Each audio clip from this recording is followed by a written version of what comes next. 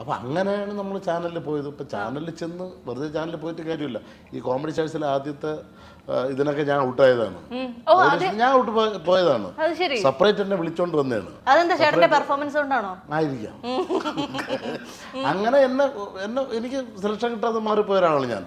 എന്നിട്ടാണ് രണ്ടാമത് ഞാൻ വേറെ ട്രൂപ്പിൽ ഇപ്പം കൊച്ചിൻ കലാർസിനെ കളിക്കുകയാണ്. ഡെയിലി പരിപാടി മലപ്പുറം, പാലക്കാട്, നെയ്യാറ്റിൻകര.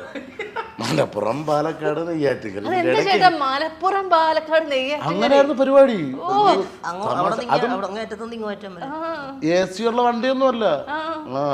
കഷം ഇങ്ങനെ ഇട്ടാണ് ഇരിക്കാനുള്ളത്.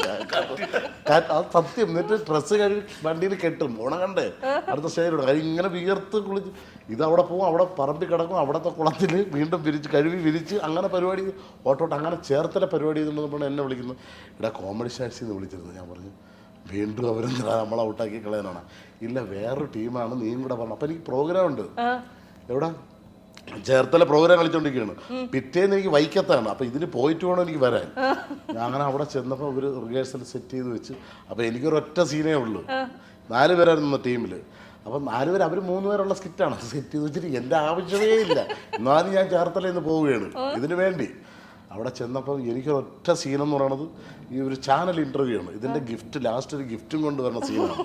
ഞാനൊരു ഗിഫ്റ്റ് പൊതിഞ്ഞുകൊണ്ട് വരുന്നു, കൊടുക്കുന്നു. ഇത്രയേ ഉള്ളൂ. അതുവരെ അവിടെ പോയി മേക്കപ്പ് ഇട്ട് നിൽക്കുകയാണ്.